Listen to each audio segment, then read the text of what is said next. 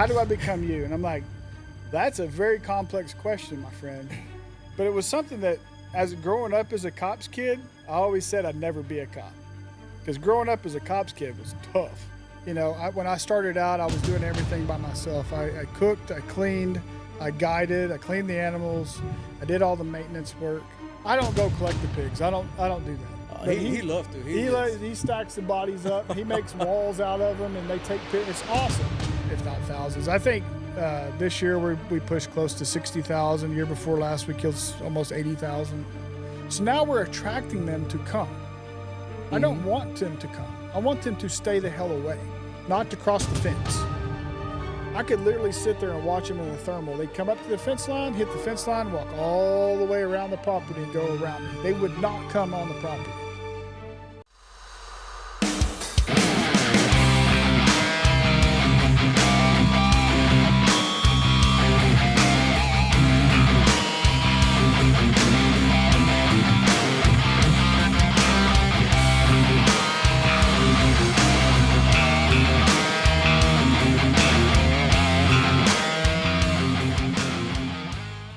Welcome to another episode of the X-Ray Podcast. My name is Julio Torres, and today I'm in company of a personality with a unique expertise and profession, Andy Anderson. Andy, thank you so much. Nice to meet you. Andy, I've been looking through the internet. You know, the internet tells kind of everything, but I want to dig a little bit into your early childhood. Where you were born and raised? Well, I was born in Fort Worth, Texas. I was moved around a little bit, but I like to say I was raised in Paradise, Texas. That's where I really grew up. Okay. Where it all came together, a little small town. Had about graduated 32 in my class, so grew up there. My dad was he worked at the sheriff's department. My mom worked at Decatur Police Department as a dispatcher. She worked a couple other jobs as well, but just grew up on a small farm. Country kid, fishing, hunting, rodeoing, that kind of stuff. That's what we did. That's how I grew up anyways. I was on the high school rodeo team, and that took me a lot of places, introduced me to a lot of people, and helped me to kind of grow up, you know. And that was what I pursued after high school. Went in the PRCA and traveled the country and lived the cowboy life, if you will. Right. The day after graduation, my uncle was a publicist for the PRCA. Oh, really? Yeah, and so he wrote some books. He wrote the autobiography of Chris Ledoux. So air traffic controller, rodeo cowboy, that kind of stuff. And so through Chris Ledoux's music and my uncle's influence, that got me into the rodeo. And my graduation present from him was a one-way ticket to Oregon. And one-way ticket. One-way ticket. And I think he knew more than I did that I needed to get away from family and from home and go grow up. And so the day after graduation, I jumped on a plane with my bronc saddle, my rigging bag, a couple of change of clothes, and $400 tucked in my boot, and off I went. And I flew up there and met a guy that he set me up with a family. Never met him, didn't know anything about him. Just they picked me up at the airport, and I lived with them in a camp trailer in their backyard. Not even a camp trailer. What do you call them? Cowboy campers that goes in the back of the truck.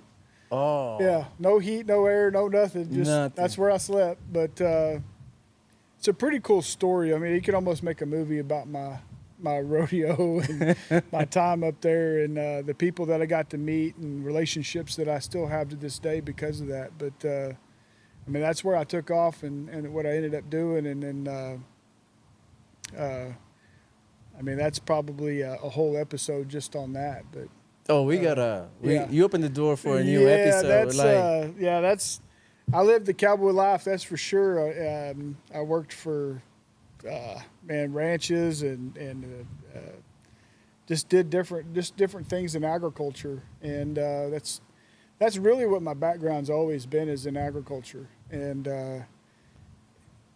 but in my youth, and everybody aspires to be something or do something spectacular in their youth, right? And so for me, that was rodeo. I wanted to be a rodeo cowboy. I wanted to travel. I wanted to live that dream, live that music that I listened to from Chris Ledoux and the stories that he told through his music. And then you read the book and you read Chris Ledoux's story of his life and where he started, where he was, and what he became. There was a lot of inspiration there, and so Right. that's what I chased. That's what I was just living a dream. I was just chasing a dream, Just chasing it. living life. I've been broke.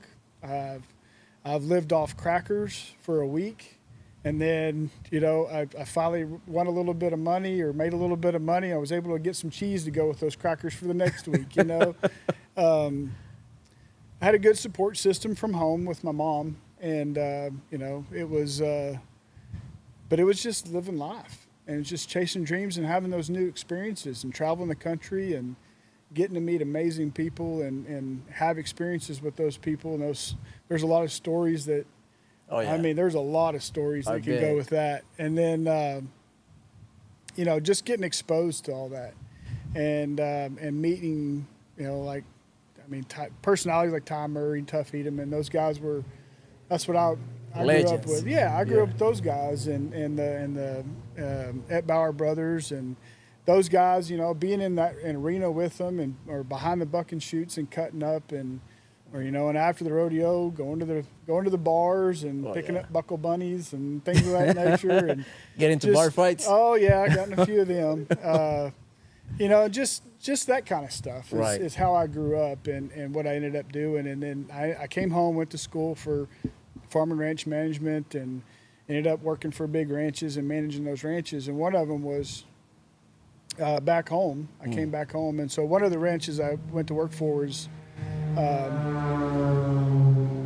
airplanes, man. That's good. So I like that. The one of the ranches I ended up managing was just north of town, and I was Over here I to came Decatur. back home, went to school, and then I got done with that, and I went to work for a big ranch north of town from where I grew up in Decatur, and I was single. Women and my youth, I really grew up thinking that I would be dead by 32, single, no kids. I just led a really crazy, wild youth. I chased my dreams. I had no ambitions of being a dad or anything like that. I was just like, I'm gonna go have fun. Going hard. Yeah, I went hard, played hard. I had crazy experiences. I can't tell you how many near-death experiences I've had. A bunch. And even still to this day, I still have some. But with this profession, I bet. So, it's just, and they always say, there's a saying, you never experience how much alive you are until you experience a near-death experience or something like that. something in that line, yeah. Yeah, so I was living, and I was taking in every moment of everything I experienced, and came home and I was like, all right, rodeo thing didn't work out for me, and I tried. For how long you did rodeo? I mean, you Oh, left my when you were gosh. like 17, 18, Yeah, 18 and probably 4 years on the road. 4 years. But Yeah. 4 years hard. I mean, Yeah, four hard years. Yeah, Yeah. 4 years and scraping to get by and working sheep, working cows, cowboying and driving trucks through floodwaters to rescue cows. I mean, there's all kinds of stuff I did, but I tried, and you have to go try. And there's a thing with rodeo, you go try. If you don't get back on, if you get bucked off and you don't get back on, you never get back on. Right. So it's kind of embedded in you. It's just a grain of, and you ride in the loyalty part of it. You ride for the brand, and so, and through all of that, it was like, okay, I'm gonna keep trying. I'm gonna give it everything I can. And for me to swallow it up and say, this ain't working out. I had some really bad wrecks, got beat up pretty good, broken bones, things of that nature, and I'm like, well, I still wake up today and feel every bucking horse I ever got on. There's parts of my body that I remember busting up, breaking my knees, my back, shoulders, things like that. I wake up in the morning, I'm stiff, I'm cracking and popping, and I'm like, whew.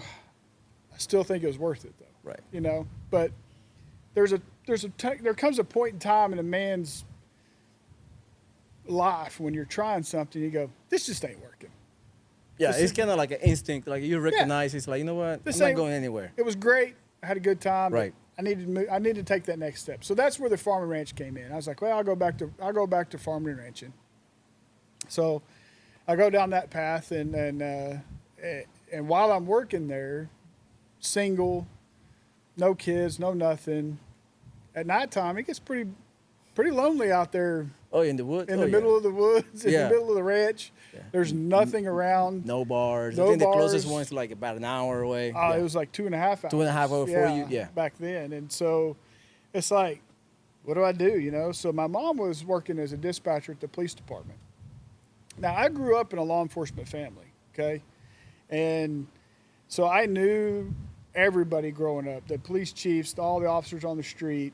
I knew everybody. I grew up with them, right? So it was nothing for me to go up there and hang out, go see my mom. And I would sit and visit with her while she's dispatching. I'd listen to calls come in, and the officers bringing the bad guys in from arrest, watching them book them in, that kind of stuff. And Right. it was always intriguing to me. But it was something that, as growing up as a cop's kid, I always said I'd never be a cop. Because growing up as a cop's kid was tough, you know? And then it's funny how when your parents do something for a profession, it's automatically assumed you know everything about it, right? Oh, yeah. So Inherently, you should know. Like, yeah, you've been Yeah. there. You should know. So I got friends telling me, hey, Andy, is it illegal to do this? Hell, I don't know. Oh, so you Let's became do it and find out. you know? became a kind of consultant type of deal for your friends. you know, growing up as a cop's kid, but it's also hard to gain relationships and friendships Due to- because people like, oh, he's a cop's kid, he's going to tell on us, Right. you know, right. that kind of thing. So I had to kind of be an outlaw in order to gain relationships and friendships. Mm-hmm. And so I think that checkered past helped me to become a better cop when I became a cop. But let me digress back into sitting with my mom. Well, one day an officer came in, and Brian came in, and he's a canine officer, and he's like, hey, you want to go for a ride? It's like, shit, you can do that? It's Right like, along. it's There like, we go. yeah, come on. I jump in the car, dude. It was like an episode from Cops, man. We were chasing people, running stuff down. It was so much fun.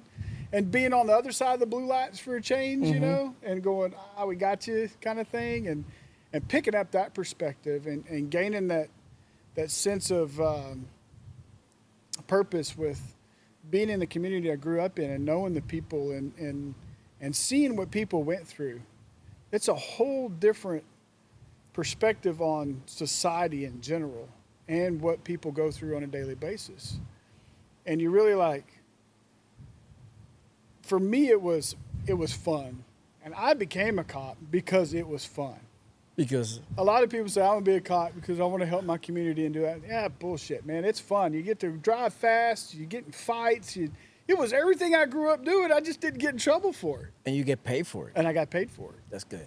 But I chose that path and went into that. It was fun. It was something new. I was learning something. We go to the academy, learning the laws, how to apply the law. And, you know, school with anything, it just gives you just enough knowledge to get you into it. The real education becomes when you start performing. And for me, that was get out of the academy, go through FTO, and then you get out on the street and you start dealing with people one-on-one. And then there's a time in your career that you go, I'm not just out here chasing bad guys. I'm actually trying to stop this person from doing this. I'm trying to stop drugs from coming in the community because young people just don't really know the full impact that drugs have on one's life. And the theft and the burglary and people, you know, working really hard to get things in life and they achieve it, and then somebody just comes and takes it in the middle of the night. Steal it, yeah. It destroys you. I have one question Yeah. before you continue. Now you mentioned you were rodeo, you were a cowboy for years, you went hard, you came back, you did that ride along, and you get that adrenaline rush Yeah. from chasing people. Do you consider yourself adrenaline junkie. Yeah, absolutely. Absolutely. I figured that one because kind of like goes along with the Oh. rodeo, with the 8 second life. Yeah. So all right, that's Yeah, good. absolutely. I mean, it is a thrill, and I mean, like, it's like rodeoing. You have all the anxiety and anticipation building up to the moment you ride. You got 8 seconds of just pure endorphin dumps, right? Adrenaline and everything else. And then, if you get hung up, it goes even longer. Oh, And, I seen it, you yeah. have wrecks and things like that. And then and then as a cop, it's the same thing. You're driving around. At any moment, things could bust loose. You never know what you're going to end up in. Okay. But then there was some aha moments for me in law enforcement where I really realized what law enforcement was about and what that sense of community was, especially working where I lived. And people knew, my patrol, I had a Tacoma car. I was a K-9 officer. And, my car's parked out front. People would knock on my door, like, hey, I need to, I was like, well, you got to go down the street to the department. I'm sleeping, kind of thing. But people in the community would come to you with all kinds of problems. And sometimes you didn't have to fix anything or really get involved. It's just, hey, giving some advice and mentoring people, especially young people. Just mentoring. It was a huge impact on a lot of people's lives that you never really know who you're going to touch until years down the road. I mean, there's young people that I talked to or that I arrested or had direct contact with that years later that I would run into that would come to me and be like, hey, I know you were a complete prick and I hated you back then for taking me to jail, but thank you. What you did set me on the right track, opened my eyes, and got me going a different direction. And today I'm a doctor or whatever the case may be. I got some people that they took the law enforcement path and they've achieved great things to this day. And they're in leadership positions and doing things that back then looking at a bit of youth was like, there's no way. No, yeah. Never crossed your mind. Yeah. I mean, but you just never know the influence you're going to have on somebody. And so I try to always have a positive impact on people. And I think it also comes down to that positive impact comes in a lot of different ways, such as holding people accountable. And what I mean by that is call them on their bullshit. And if they're living a life a certain way or doing something a certain way, and you get that vibes, you get those vibes, you're like, dude, you're so full of crap. Right. Quit doing that. Call it what it is. You're trying to go do something that is not going to work out for you, and let me show you why. And you open that and mentor them, and then sometimes they call your bluff, and that's where you got to hold them accountable. And then once you hold them accountable and they realize, hey man, he was right. It's kind of like your dad telling you to, take out the trash. If you don't take out the trash, I'm gonna dump it on your bed. You're like, whatever, and you come home and the trash is dumped on your bed or whatever the case may be. You learn those hard consequences, and it changes your mindset and start helping to take accountability for your own actions based on the influence of other people. And it took me a long time to realize that, because I was an asshole cop. I was a prick. I didn't care who you were. I didn't care what you were doing. You broke the law. You got a ticket. If I could take you to jail, I would take you to jail. It took me a while to learn. And I had some other officers that mentored me along the way and were like, hey, man, you're going to take everybody to jail kind of thing. Right. But a lot of young officers, especially in today's time, law enforcement's changed so much. I'm glad I'm not in it. Because when I started, it has changed. It's changed a lot. And I feel for the guys today that are in it. And but yeah, I mean, I did that for years. I was K-9. I did SWAT. I did TAC. I did narcotics, patrol work. I was a patrol sergeant, and I pushed up in rank and things like that. But again, there's an aha moment that takes place in everybody's life. And for me, it was making the decision between that law enforcement career and my family. And before we move forward, I want to just recap have a question for you. What makes you successful in the law enforcement? Because you mentioned some attributes like holding people accountable, mentorship, being hard sometimes but fair at the same time.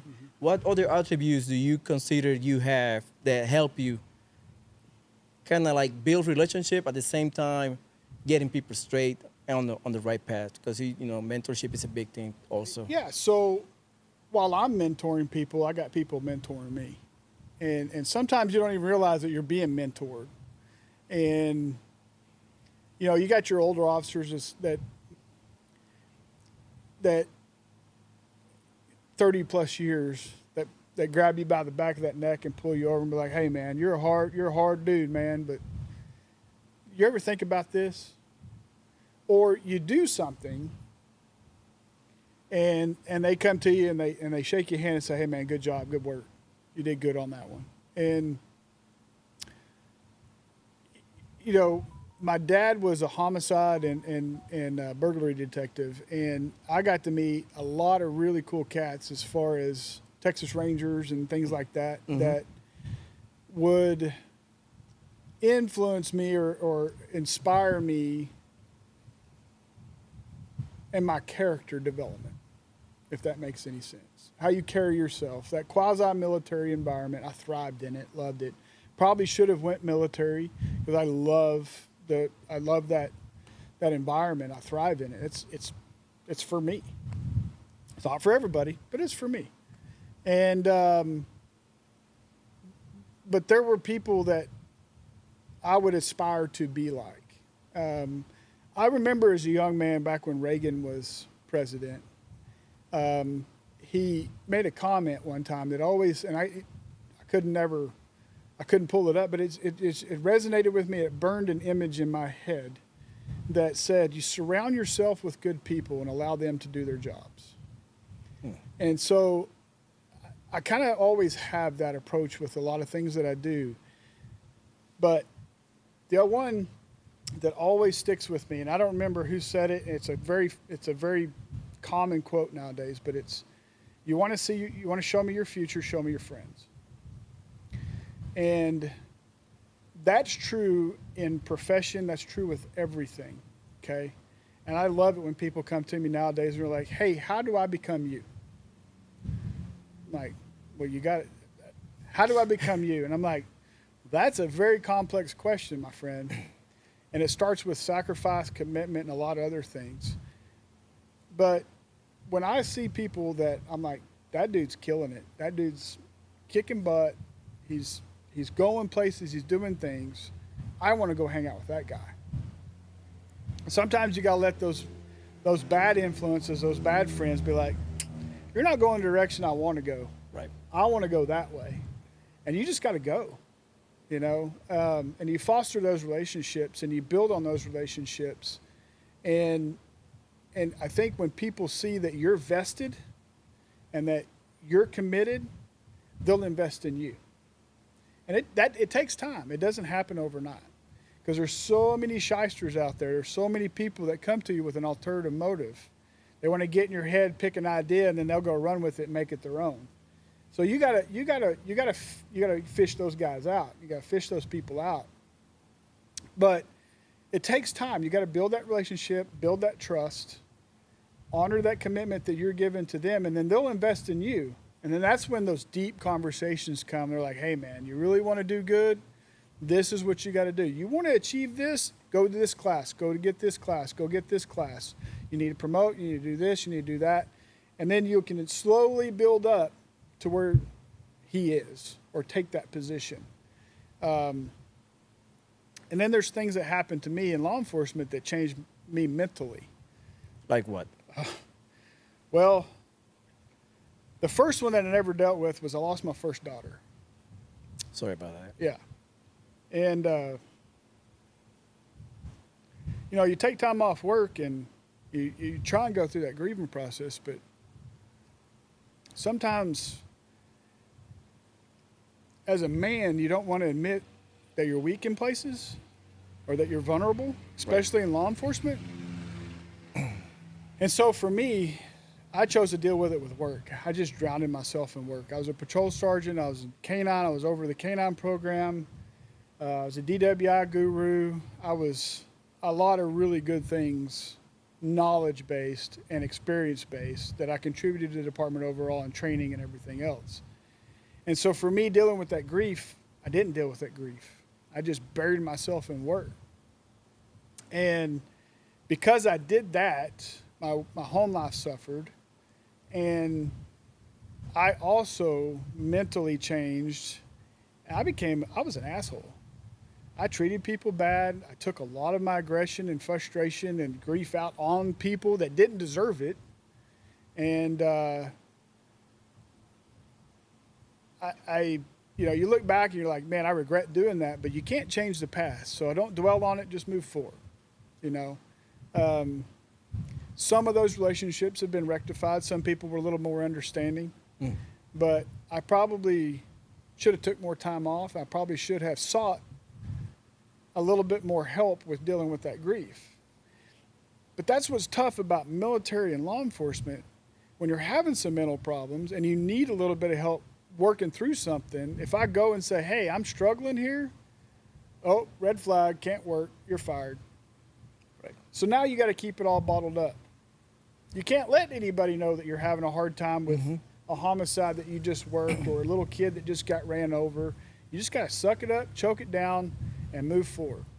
Because if you say anything that you're having a hard time with something or you're struggling mentally with something, Kind of showing weakness. You show a weakness or that you're having some mental problems, now you're a liability. It's a cost they don't want to endure. It's a risk they don't want to endure. And they're going to push you off. And they say it don't happen, but it happens. It does. It happens all the time. And so that's tough. You get stigmatized on your profession and law enforcement. It happened in the military. I was in the military as well. And it happened. When people have mental issues, sometimes it's easy just to get them out and get a new fresh blood in instead of just give them the help they need and, get it back on track. Some people, help you, guide you through the process. Some of the leadership, they're like, you know what? Just back him up, tag it, and get out of here. The hard thing was I came back after dealing with my daughter. I came back. That first week I came back, every day I got a call for a kid that committed suicide or a kid's death. 5 days straight, every day, I had to deal with that. And then, you walk into the room and you got a kid that just ended his own life, and you read the note or you find out why, and it's like, oh my God, this is so juvenile. You could work through this. You could have solved this, man. There's more to life than what you thought was the end of your world. And I just went through that.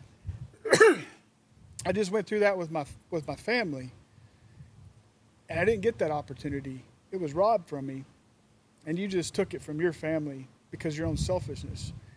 It was a permanent solution to a temporary problem. And I had to deal with that for 5 days. And finally I came in, I'm like, Sarge, I can't do it, man. I can't take these calls anymore for a while, my man. Right. That was the question that I was about to ask you. Why the leadership, knowing you went through some similar circumstances, why they just like, hey, don't send Anderson, send somebody else. Or send somebody with you just in case. Why they didn't take kind of ownership and acknowledgement of that? So, law enforcement, firefighting, EMS, construction workers, at the end of the day, it's a job, okay? And you're a body. And I may not be there framing up a house, but I'm there to take a call and solve a problem. Take a report, deal with it, and move on. After a while, that adrenaline rush, that excitement, the things that get you excited become just a normal everyday business.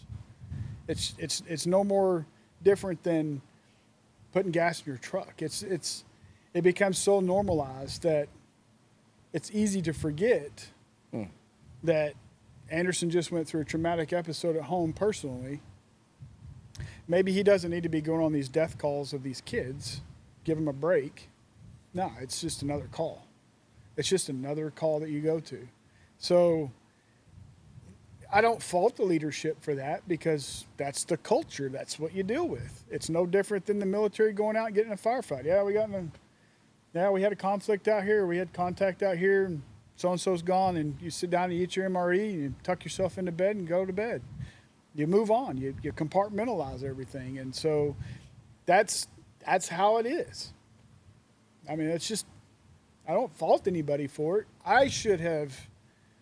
I wish knowing now, I wish I'd have known then what I know now, which was know my own limitations. I'm not superhuman. I am vulnerable. I have emotions just like everybody else. And I should have took that time. I should have took longer, and I should have identified that issue a lot earlier, because I ended up reverting back to being an asshole and treating people really bad for a short period of time. And when I realized that my family was suffering from it, I had to make that decision. And yeah, there was a compelling episode that happened at home, and I ran my son over with a tractor. Wow. And so we're at the hospital, and dumb decisions. You think things aren't going to happen to you, and they do. Simple riding on a tractor, and he fell off and ran him over, and everything floods back. I mean, all that. They say cops don't get PTSD. Yeah, you do. Every dead kid, every traumatic thing that happened to me, even dealing with my daughter, all that it was like something unlocked in my head. It just boom. Everything unlocked. And I'm looking at my son. He's got his feet underneath the tractor wheels, and he's not moving. And I'm like, oh, he's dead. And I'm freaking out. Then he took a breath and sat up, and I'm like, oh crap. So then I went in, all my training kicked in then. But we're at the hospital, and I'm sitting there, and I'm like, I worked so much that in the 3 years of his life, I have a handful of memories that I can remember spending with him. And I almost killed him. And that was kind of like that aha moment for me. It was like, I went home that night. By the way, good Lord had his hands on that kid, because not one broken bone, no internal injuries, nothing. Just Amen. A few scratches, and that was it. So I counted my blessings. I went home, stayed up all night, and I literally sat down and wrote out on paper how much time I spent at work versus with my family. And I was spending less than 8 hours a week at home. 8 hours a week. 8 hours a week at home. That's how much how much I committed to work. Between meetings, working shifts, trainings, court, everything else. In my drive time back and forth, I'm like, okay, I got my priorities screwed up here. So I just went in and told my wife, I said, I'm done. She's like, what do you mean you're done? What are we going to do? I said, I don't know. That cowboy mentality came back, right? So I'm like, I don't know, we'll figure it out. But I'm done. I'm moving on. And so I got out of that, went back to farming and ranching. And I've always had an entrepreneurial spirit. And what I mean by that is, growing up as a kid, I raised my own cows, bought and sold cattle, had a heavy equipment business. I've always had that entrepreneurial spirit. I've always done things. I've always loved the idea of being self-employed. Mm-hmm. Self-reliance. And doing your own thing, It's not that I don't respect authority or somebody asking me or telling me what to do. It's just people come up with different ideas. They're in the job every day, and they're doing the same thing over and over. And there's a point in time where when you're facing redundancy, that somebody goes, "There's a better way of doing this," and they bring a new idea, and the boss is like, "That's going to cost too much to implement that. Just keep doing what you're doing," and they move on. And about 3 weeks later, they present the idea as their own, and they're making changes. You're like, "That was me." Right. I've seen that happen. You see, before. I mean, everybody experiences that, right? And so, to be your own boss and to make those decisions was always really appealing. And then it's like taking something, you mold it, you create it, and you see it blossom and grow and become something, and then you benefit the fruits of that labor. is so much more rewarding. So much more rewarding. So when I left law enforcement and I told them, well, we're just going back into farming and ranching, she's like, okay. My wife's a trooper, man. She's a team player because she had a lot of pressure on her. You know, I was not a good person back then, and How so? I was just that grief and just not a good person as far as to be around, and I didn't like being around people. Very cynical. A lot of cops are that way. When you deal with bad every day, you see the worst that society has to offer day in and day out. Plus, you lost your daughter on top Plus of that. my daughter, you know, other things I've been through in law enforcement. You just become very cynical, and it become very hard. And when you have to compartmentalize all of your emotions, you can't express them, can't talk to them, you can't vent. I know the military guys do this. We call it go to church. And basically it is that all of us cops get around, we have a few beers, drink some whiskey, tell stories, express our emotions in our way, in our own sick sense of humor way. That's how we deal with it. That's how we would deal with it. It's not a healthy way to deal with it, but it's the only way we could deal with it. Right. That's the only way we know back then. You know what I Yeah. mean? You just like, kind of like vent out Yeah. without being judged or nothing. Just like, There's no judgment. It's Right. like, hey man, I know you went through that hard time. They talk about the story. It's like, hey man, you just gotta, but depending on the circumstances, you would give that advice and you'd mentor them through that, and you close that door and you move into the next one. Or you talk about calls you went on. Some of them are hilarious. I've got some great stories. You know, I'll never forget seeing a 275-pound hairy man wearing a purple teddy. You know, things like that. There's great stories, you know, but then there's the really horrific ones, and those are the ones that always resonate with you and influence you and impact you the most, right? And so I was a bad person because I mean I did what everybody else was doing. I did only what I knew I could do, which wasn't enough. And so not dealing with the grief, not dealing with that. Now we're having financial troubles because I just quit steady income, you know, starting a new venture, got a young family. Didn't deal with my wife's grief, didn't allow her to deal with it, didn't know how to help her. I was just like, do your thing, you know. You should be behaving a certain way, or, you know, I thought she should be doing something and that would cause problems. And it's like, I'm dealing with it my way. You know, so one thing I learned about grief, there is no rules, and nobody should be telling you how you should be behaving, feeling, or responding to grief. Everybody's going to deal with it their own way, and there's no time limit. A lot of people think, well, it's been 6 months. You should be over that by now. Yeah. Hell no. I'll throat punch you right now. You tell me there's a time limit. I grieve to this day. You know, it's a pain that never goes away. And anybody that's ever lost a child knows exactly what I'm talking about. And that even comes, you know, anybody that you're close to, for a matter of fact. You know, your parents. I lost my mom. But once you go through the grief of losing a child, you lose your parent, it still sucks, but it's not that bad. Nothing compares to that grief. But, you know, you go through that, and I had to realize the hard way that, okay, I'm really screwing things up here. And so going back into agriculture and farming and ranching also gave me the opportunity to be a little bit closer to my wife and my family and deal with that stuff. And that took time. We had to find that balance. And, man, it was tough.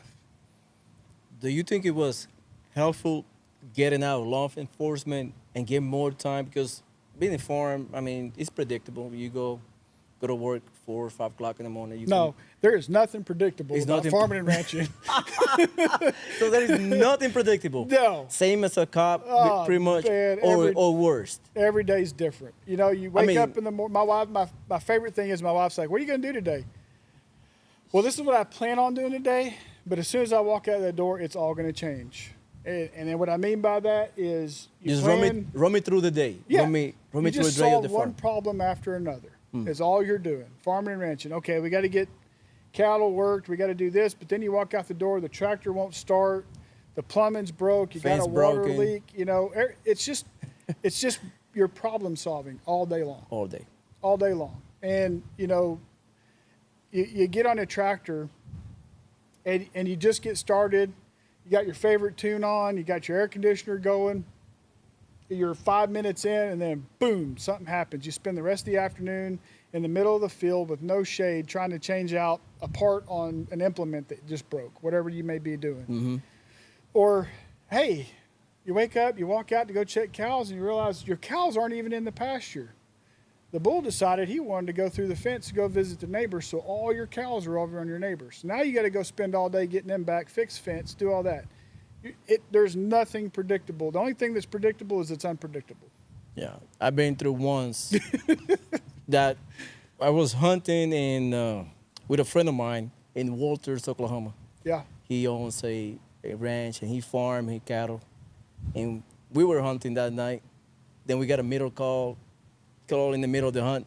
Say, Tony, your cow's in that highway. And he's like, what? I think I see the tag on the cow. You know, everybody know people's tag or mark on the cow, on the cattle. And we went out there. Sure shit, there were cows everywhere on the road, and he had to just huddle them in and fix the fence. It was crazy. We spent about 4 hours trying to find cattle. All the ranchers came out. You see people coming out of woodworks. It was crazy. It was like 2 o'clock in the morning, like 10 people there, sheriff out there, chasing cows. It was crazy. We ended up about 4 o'clock in the morning. So your plan was to go hunting, but you ended up wrangling cows. Yeah. We killed a couple of pigs, and then we spent the rest of the night chasing cattle. Yeah. Right. It was fun, though. It was fun, but for them, it was not fun. I mean, had to fix fence and had to bring tractor equipment. It's a lot of work. It's a lot. And every day's like that. Every day is like that. And you're so invested in the life and health of these animals that when you experience a loss, it hurts. I mean, it's your livelihood. It's your livelihood, right. You know, and you know, you're putting food on the table of Americans and people to lose one, it hurts. It's not just a simple, well, you know, move on. It's a lot of things involved in it. I mean, you raise them, you bring them to the world, you care for them. You're invested emotionally, financially. Hours, endless hours. Oh, yeah. I think a farmer or a rancher is the lowest paid person ever. If you think about the hours put in, I mean, 18-hour. And appreciate it. 18-hour day is nothing. Right. 18-hour day is nothing. Yeah, sounds about right. Yeah. So, I've worked 3 days straight, no sleep, just because things need to get done. I mean, you just gotta suck it up and get her done. So, how farming and ranching help you in your relationship with your wife, dealing with the grief? Did they help, or just it was challenging at the beginning? No, well, it was challenging in the beginning because one, my wife doesn't know crap about agriculture, so it was. She liked the idea of bottle feeding a calf and things of that nature, but the cute stuff. Yeah, the cute stuff. But then, you know, with the cute stuff, it's just like raising a kid. You know, you got to get up several times a day, feed them, make the bottle, clean them up, clean pens, do this. You know, you're emotionally invested in them. You watch them grow up, and then you turn them loose, and then you put them on a trailer and ship them off. You know they're fixing to go get slaughtered. It's like, dang. But where that helped with me and my relationship and dealing with the grief is I became really dependent on her to help me. And so we spent a lot of time together talking. Okay. That communication. So so two things happened to me after the fact. Where did my drink go? I think your drink is somewhere. I don't know what I did with it. Oh, right here. It's Yeah. Oh, there we go. Gin and juice. Yeah. So what two things happened that helped you? So two things that happened that I realized through talking with my wife. One was, as a police officer, it's ingrained in us to solve problems.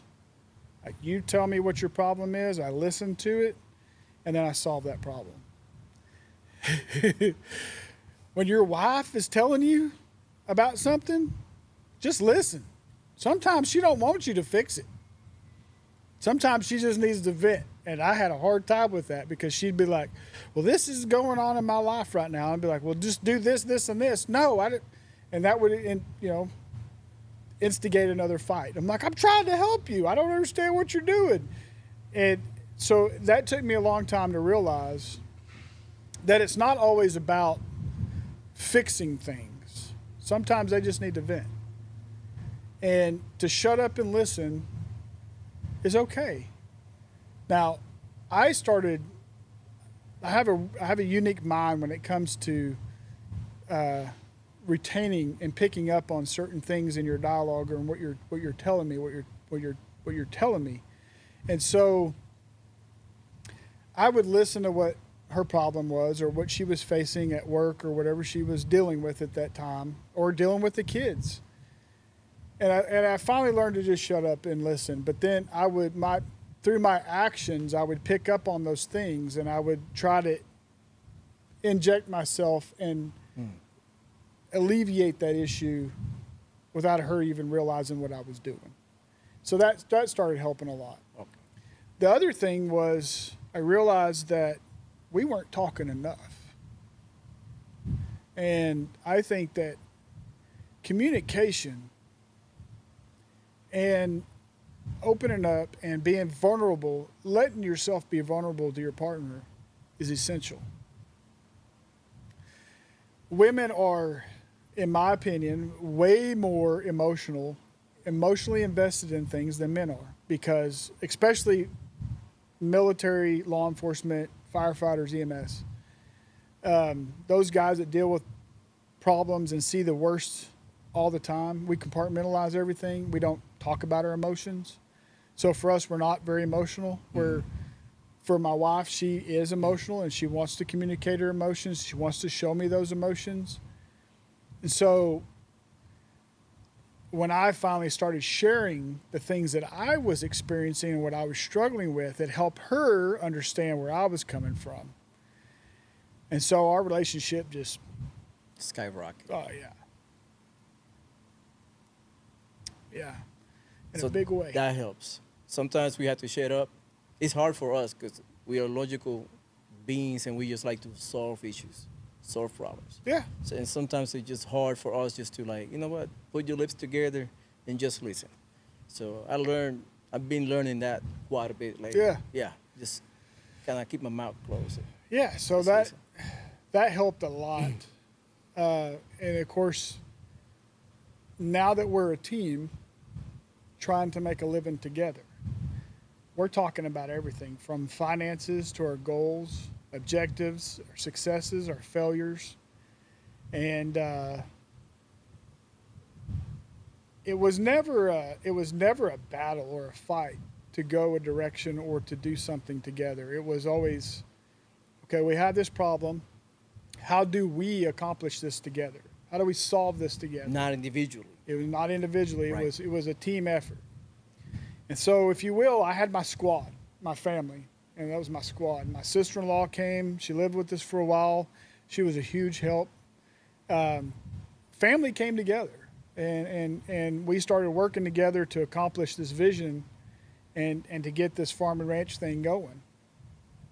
And then you invest a significant amount of money to improve grasses and things like that to better, and then the pigs come along and tear it all up. Tell me about it.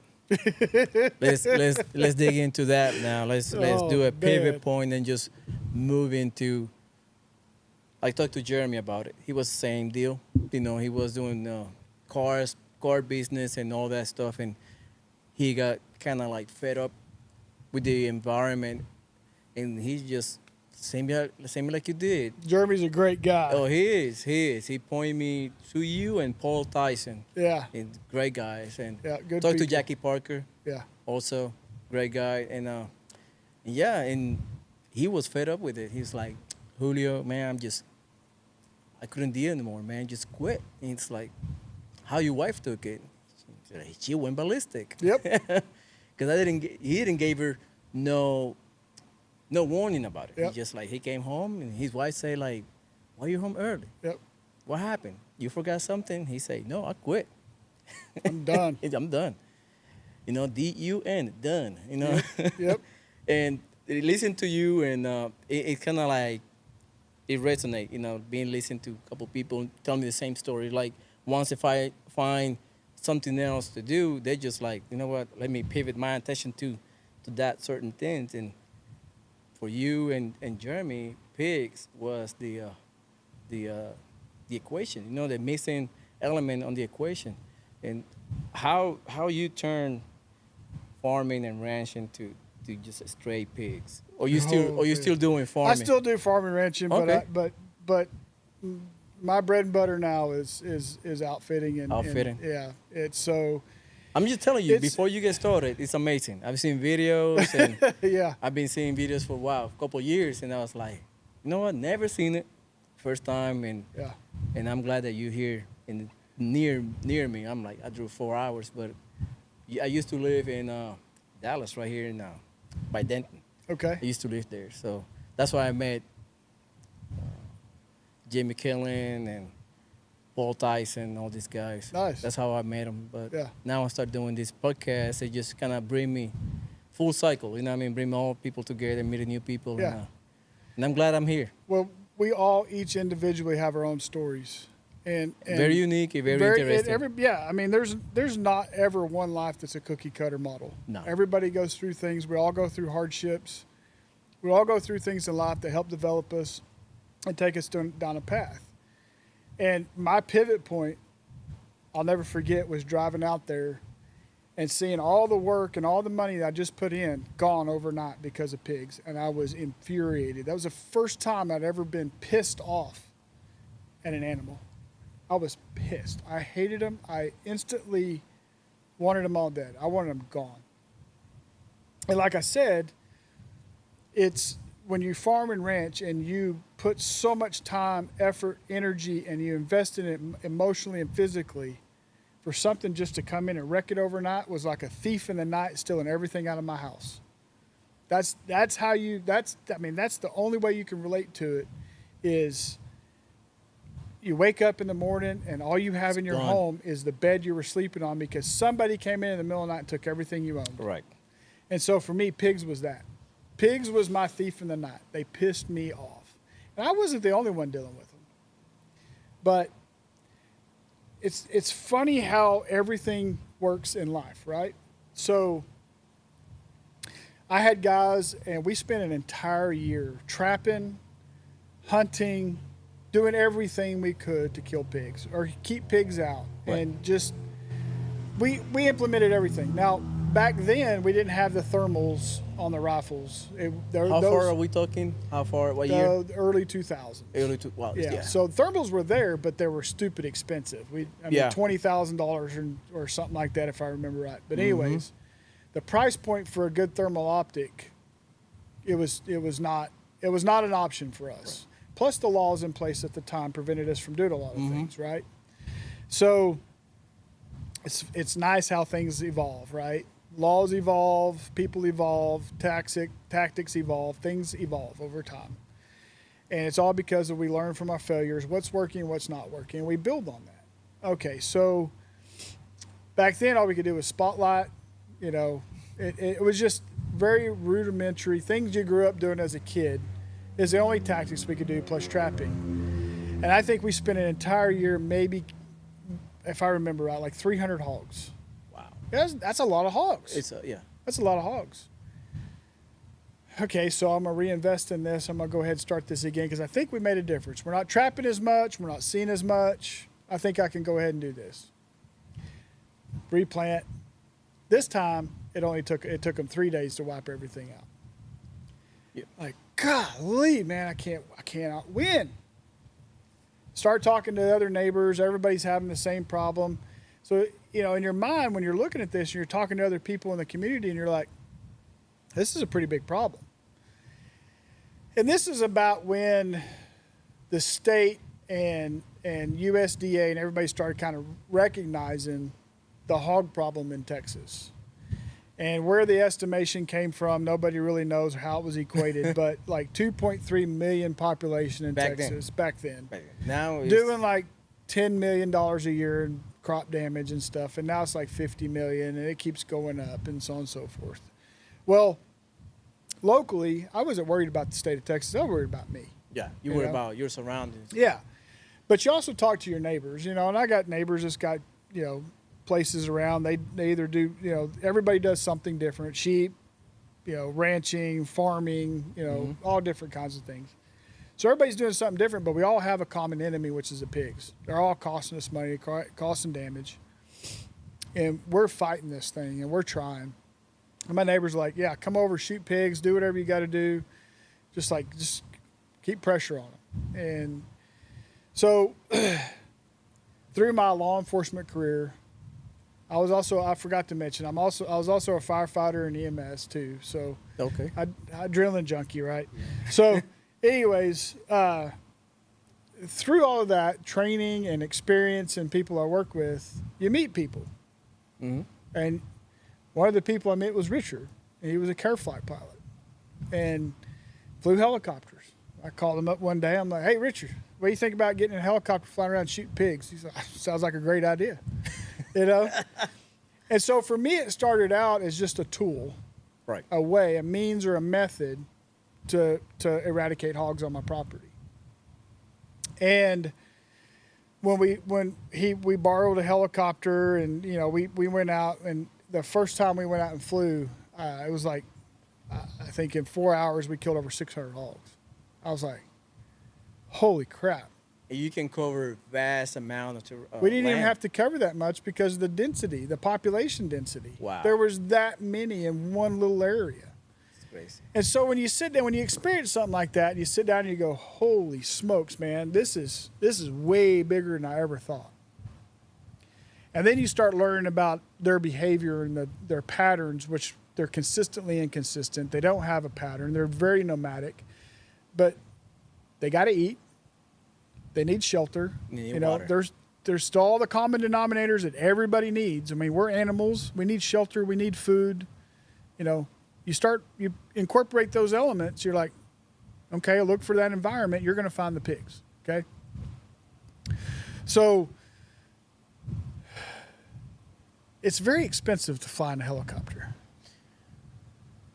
Give me a ballpark number per hour. How much it costs to fly this For this helicopter? per hour? Yeah, because you go by the hour, right? Yeah, it's by the hour. So 2 people at a time can fly. I charge $42.50 an hour. That's split between 2 people. That's per hour. $4,250. Yeah, per hour. Per hour. Yeah. And I want to talk about the differences in the helicopters that we fly. Yeah, definitely. We Because there's everybody who does something different, right? Mhm. So, but for me it was, how can because this obviously works. If you look at what I spent for an entire year to kill 300 compared to what I spent in 4 hours, the return on investment was exponentially better doing the helicopter hog hunting. So I got higher yields. I mean, I can go into all the business aspects of it, but that's boring for people. But I had to sit and I had to think. I was like, man, this works, but I can't afford to do this all the time. It's stupid expensive. So I was like, well, I had a great time flying around shooting pigs out of a helicopter. It's just a lot of fun. I'm sure other people would like to do it too. So this is about the same time that it really kind of started getting popular. And I got with some game warden buddies of mine and I sat down with them. I'm like, hey, what's the laws? What can I do? What can't I do? How does this, sport hunting, but we went through every detail. Obviously they can't tell me what to do. I get that, but they helped me understand the laws pertaining. Your boundaries, yeah, so Helped me to understand what the laws were pertaining to helicopter depredation hunting. And it really just comes down to how money changes hands and things of that nature. Okay, so I put together a business model, business plan, start selling seats, and people get to come out and have a great time. They take care of my hog problem. I make a little bit of money. It's a win-win. Yeah, and you don't have to do all the work. Yeah. Well, yeah. Oh, buddy. We're about to get into that. in a Yeah, we're minute. about to get into the work part. Well, when I first started doing it, social media really was starting to come on and starting to get Right. popular. So your means of advertising and marketing was traditionally, Word of magazines, word of mouth, trade shows, that kind of stuff. So it was a slow start, but as word of mouth went and popularity and came up, and I mean, when we started doing it, I was doing it out of my pickup. We'd just meet in the pasture somewhere and we'd go fly. It was very rudimentary. I mean, it was very basic. And when people would come, they'd like, "Hey man, you got a place we could stay? Can we do this? Can we do that?" Couple nice hunts. Yeah, they're like, can we go out at nighttime and shoot pigs? Can we do this? Can we do that? I'm like, sure. I never said no. I just kept figuring out a way to make it happen. Yeah, to cater to the customers instead of rejecting them. Yeah, obviously, if somebody's asking you for it, there's a need for it. Right. Okay, and anytime, that's the biggest thing about business is find a need, find a solution to solve and to meet those needs, and that's a business. Right. Whether you're selling trinkets or you're selling helicopter hog hunts, find that need, find a way to satisfy that need, and you have a business. So, very simply, I never said no. I just kept figuring out a way to make it happen. Well, to get everything you need at one time, you're talking millions on top of millions of dollars of investment. Well, I didn't have that. So, but what I did have was relationships. I had relationships with a lot of people. And so I had land, I had guns, I had the basic things I needed, but I didn't have all the money to invest to build everything right then. Yeah, from scratch. Yeah. But I had relationships. And so I capitalized on those relationships, and we worked together collectively to build up and get lodging and to find thermals and to meet those needs, right? And we just kept building it up, and eventually I started buying my own stuff and building my own stuff and building this and building that, and eventually it just started building up. I still have those relationships. I still do business with all of those people that were with me from the very beginning. Nothing's changed. We're just building it even more. And Richard is an amazing guy. I mean, Richard is brilliant pilot, right? And when you're in business, you always look for something, the cheapest way you can do it, make the most money, right? Right. Well, sometimes that can turn around and bite you in the butt. And what I learned early on was not to compromise on certain things. And there's a certain level of expectation people have of you when they're entrusting you with their life to get in a helicopter and go fly around and shoot guns out of it, right? At low altitude. At low altitude, doing things you're not supposed to be doing. I mean, you got to know what you're doing in this job, because it's very risky. Very risky. And one of the things Richard refused to compromise on was a type of aircraft that we would fly. And what I mean by that is we started out with MD 500s, and I love that aircraft. That's a Ferrari in the sky, man. That thing is awesome. But a lot of people fly the Robinsons. And hey, they're a good aircraft for what they're designed for and what they're meant to be used for. This always pisses everybody off because it's the whole Ford versus Chevy versus Dodge argument, right? Everybody's got a different opinion. Everybody's got a different idea about what something should be. There are people that fly the Robinsons. They were designed and developed to go from point A to point B. That's all they were designed to do. People push the limits on them. And if you go back and you look at the books, when you buy a Robinson, it says, don't use this helicopter for these things. explicit Yeah, activities that yeah. you're supposed to be doing. And if you do, we're absolved of all responsibility. It's the same as if I go buy a car and I go do something with it it's not designed to do, and something catastrophic happens. It's not the manufacturer's fault because I did something it wasn't designed to do. But that's an argument for court, right? Always litigation and everything. But he wouldn't compromise on the type of aircraft we flew. And I understood that in regards to we in law enforcement and everything, we didn't compromise on a lot of things that we needed for our safety in order to do our job. Sometimes it came down to low bid, but a lot of times it was brand specific. We're only going to do these vehicles or, use these weapons because their reliability, their performance, and so on and so forth. It's the same thing with these helicopters. Weight restrictions was a big issue. Like Robinsons can only handle so much weight. I've taken up NFL linemen, big dudes. We fly big aircraft for a reason. Okay, I'd rather have more power than not enough. Right. Yeah. So, if I load this thing up and we got fuel on and we're low level and we need to get out of there or something happens and we need lift, it's there. We can go. The smaller, it's like a go-kart, If you're trying to go up a steep hill with a 5-horse Briggs and Stratton, it ain't gonna do it, right? No.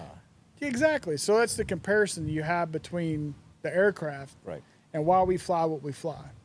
The safety, the performance, the reliability, and we can service a bigger market group because of what we fly. There's a lot of people that want to go helicopter hog hunting, but they call the competitors and are like, hey, you weigh too much. Well, I'm only 200 pounds. Yeah, well, by the time you get me, the pilot, or you get the pilot, the shooters, the ammo, the fuel, we're overgross. And sometimes they'll fly even knowing that they're overgross and they're not supposed to. But I don't have to worry about that.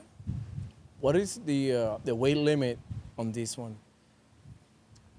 Oh, I don't remember specifically. I think it's around 3,000 pounds. 3,000. Yeah. Like ton and a half. Yeah. That's a lot of weight. Yeah. That's including fuel, or? Well, yeah. That's Okay. fuel. That's pilot. That's everything. Okay. But we're never going to touch that. Nah. We could fuel this thing up for 2 hours of fuel, put 4 people in here, weapons, ammo, and everything, and go fly and do everything we want to, and have all the power and control that we want. We're never going to touch the max on this.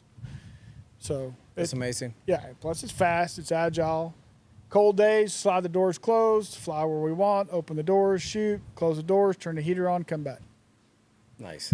Comfort. So there's a lot of benefits to what we do here. There's a huge difference in what we do compared to our competitors. The service, everything we do is first class, 5-star. I understand that this is not affordable to a lot of people, but at the same time, there's a lot of people that can afford it, and there's a lot of businesses that can afford it, and corporate stuff that they do for corporate entertainment, team building, and things of that nature. And so there's a huge market for this type of entertainment. A lot of people are like, man, I'm tired of going to the golf course. We'll go out and shoot, blow stuff up. I have a tagline: you dream it up, we make it happen. I've had people come out and they're like, hey, can we shoot machine guns, fly in a helicopter, blow up a car, and then go hunt deer? Like, absolutely. Yeah, I see. I seen the picture that you posted yesterday or before yesterday with the M134. Yeah, the minigun? The minigun. Yep. Yeah, I see that. And Yep. so you have a Black Hawk also. Got That's two an- U-860 Blackhawks You got two now, U-860. yeah.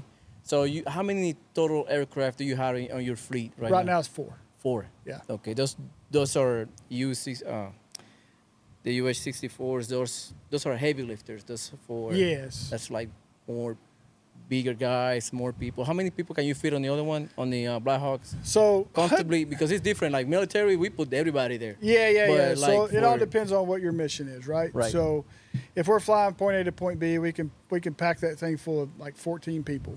Right.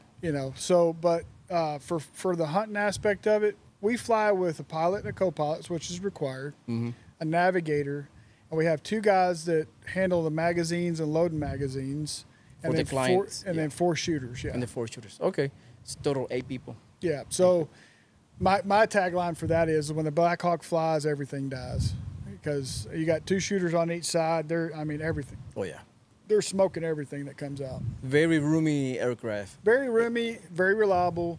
Again, we're not even Fast, close to touching the gross weight on that thing. So Yeah, that's the authority, the tail rotor authority, the power, the lift, that and the rotor downwash. When you're flying even 65, 70 feet over treetops, you're looking down and the ground's just rolling with leaves. Right. So you get things moving with that. I don't know if an animal is going to sit there and go, "Oh, look at that thing, that's cool." Right. No, they're going to take off running. So we can see everything. right. And That's a big it's a aircraft. big thing. We get Yeah. things moving, and sometimes miles away because that thing's loud, right? It is super yeah. loud. So we'll be coming into an area and be like, "Oh, there's pigs right there, half mile off." So, things get moving when you come in low, and I want to debunk this right now. Go ahead, do it. I want to debunk this right now. Helicopter hog hunting has 0 effect on scaring deer off. All you deer hunters out there that think helicopter hog hunting scares the deer off, you are wrong. Plain and simple. I've been doing this for 11 years.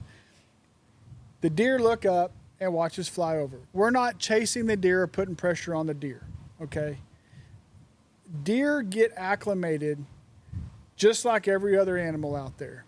How many times you heard a story of a farmer, he's out there mowing or plowing or doing something in his tractor, and a big old deer walks out, they damn near have to run it over to get it out of his way.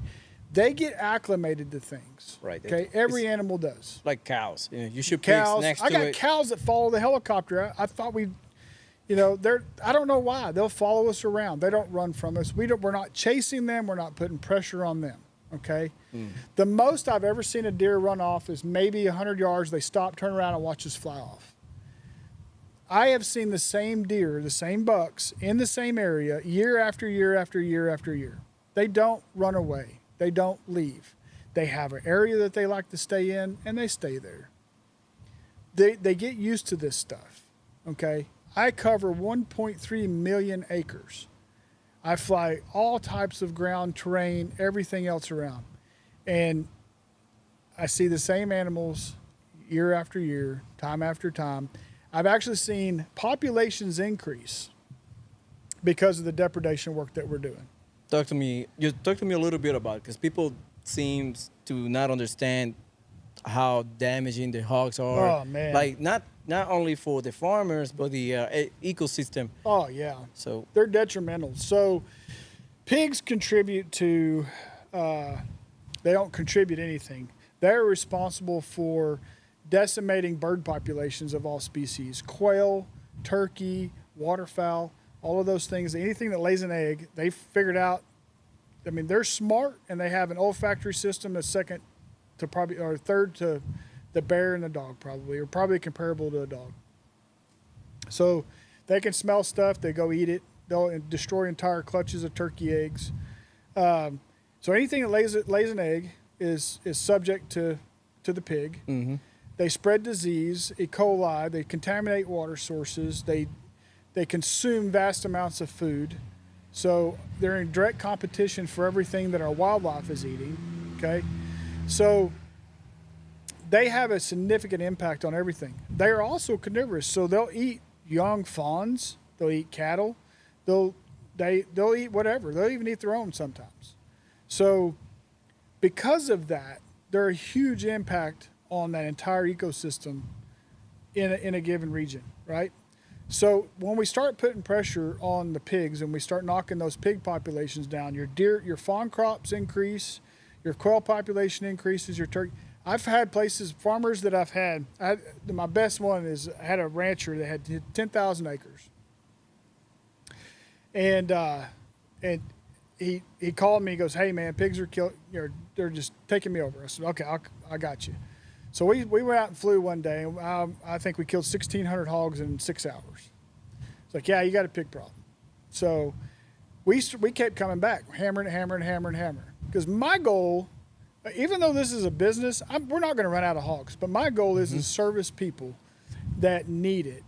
And if we have a dense population like that in a given area, we're going to hammer them.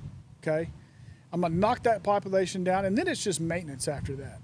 Okay, they're never going. It's like sand at the beach. You can make that big hole, but as soon as that wave comes in, it's going to fill back in. Right. It's the same thing. I'm never going to cover the entire state of Texas or Oklahoma. There's pigs everywhere. We'll knock them down, and then they'll start filtering back in. So then we just got to keep maintenance up. But once we get that big knockdown done, he's like, I got quail coming back. I got more turkey now than I have in the last 10 years. I got more deer, I got bigger bucks. Everything started improving within a couple of years of us doing this depredation program. And we're flying at least twice a week on this place, if not more. Twice a week. Yeah. So, I mean, we were hammering this place. It was covered up. And coyotes, too. Coyotes are neat. We need coyotes. I don't want to get rid of all the coyotes because we need them. But an overpopulation of them is also detrimental. So we hammer the coyotes too, knock their populations down. In 4 hours, we killed 225 coyotes on one place. That's too many. It is too many. That's too many. Considering the how fast they move. Yes. And what they have to consume. And they have to consume like 225? Yeah, 225 in 4 hours. In 4 hours. Yeah. That's about 55 per hour. Yeah. So if you're looking at that kind of a number, that's one every minute. There was not a rabbit to be found on the property. Very, very low, very, very, very low deer population. So they were consuming everything around there. Okay, they started getting after his calves. They had nothing to eat, so now they got to eat what's there, which is the calves. Calves are big. They're a big target. They got to fight. They got to deal with mom, right? So they don't typically want to go after the bigger animals like that, but they will if they're hungry, right? So we knock them down. Everything's thriving. Everything's coming back. There's a balance now, okay? Now, I'm not saying helicopter hog hunting is the only thing, the saving grace to pig population. It's not. It's a combination of means and methods. We thermal hunt at nighttime just like Jeremy does. We thermal hunt. I used to trap. Trapping is counterproductive in my opinion. Based on my experience and everything that I've gone through over the last few years, trapping is ineffective for me, okay? Small properties, maybe. But for me, trapping doesn't work. One is the cost involved to manage it, maintain it. You got to do something with them. You trap them. You have to put corn in there every time. There's a lot of costs, right. you know, and the technology is great with the automated traps and things like that. But, But the problem is, in order to get a pig to go in the trap, you got to bait them and condition them to go in the trap. So now we're attracting them to come. I don't want them to come. I want them to stay the hell away. And the number one survival mechanism that a pig has is avoidance. If they go into a property and they're constantly getting pressure, getting shot at, or getting ran off, or some pressure is put on them, they're going to avoid it. I've got a small place. I say a small place, 1,600 acre wheat field. That's small. It's I got a 1,600 acre wheat field. Okay, I don't own any of the land around it, and the neighbors around me, they don't want me to fly. Like, okay, fine, no problem. The only mechanism that I have is thermal hunting at night. Okay, so if this was awesome to experience this. We hammered that thing every night for 3 weeks. We put so much pressure on these hogs that they eventually learned not to cross the fence. I could literally sit there and watch them in the thermal. They'd come up to the fence line, hit the fence line, walk all the way around the property and go around me. They would not come on the property. They learn to avoid that. So 3 weeks, every night, and they get the message not to come in. Yeah, every now and then you get you'll get some that come in, but not. I would have anywhere from 200 to 400 a night hitting the place. So how many pigs do you have during those 21 days, roughly? How many pigs you put your hands on? Hundreds, if not thousands. I think this year we pushed close to 60,000. Year before last, we killed almost 80,000. So, and I think I got stopped getting invited because I don't go with the message anymore. I'm not a salesman. I'm not going to sell you a pig trap. I'm not going to tell you the thermals are this or this or this means or methods works the best. It's a combination of things. But what I found out, we don't have a pig problem. We got a people problem. And what I mean by that please is, go expand on that. Yeah, I'm going to expand on it in a big way because it pisses people off. It's something they don't want to hear. And what I mean by we have a people problem is I cover 1.3 million acres, right? It's scattered out all over the place. I'm working with Jeremy now. We're out in West Texas flying some peanut fields and stuff out there too. That guy's got a lot of land as well. Yeah. But what it is some people don't want hunting of the pigs, period. Some people have different opinions about the pigs and their existence in this world. And you might have a big rancher, a big farmer. I had a lady, 8,500 acres. I fly everything around her. But she didn't want me to fly her place because, hey, pigs need a place to live too. They're just animals trying to exist. Mm-hmm. Okay, I'm not gonna bash on your beliefs. That's your opinion, okay? But if she has no control over those hogs, and we've created a hostile environment all the way around her, where are those pigs going to stay? They're going to stay on her property. They're going to stay on her property. It only took 2 years before she called me to come kill pigs on her place because they were having such a dramatic impact on her. They were competing for her forage for her cattle. She started having leptospirosis really bad. All kinds of things started happening. And then she had some cattle that were infected with E. coli and a bunch of other stuff because the pigs were getting in her. They were overpopulated, contaminated everything. And she's like, come kill them.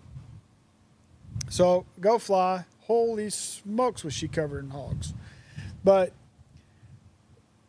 everybody has a different opinion. And they're fun to shoot at or kill and go hunt. There's something you can do year-round, 24/7. I get it. But they're never going to go away. But the reason we have the pig problem we do is because landowners, one, they won't let people come and hunt. Two, they want to make money off of it. Three, just the belief that they're going to kill all the pigs and they won't have nothing to shoot at. And I could keep going down that list. But everybody has a different opinion, and that's why I say we don't have a pig problem. We got a people problem. Because if there was some incentive, if the state of Texas came in and said, if you have 20 acres or more, and if you'll put a depredation program in place, we'll knock your property taxes by 20%.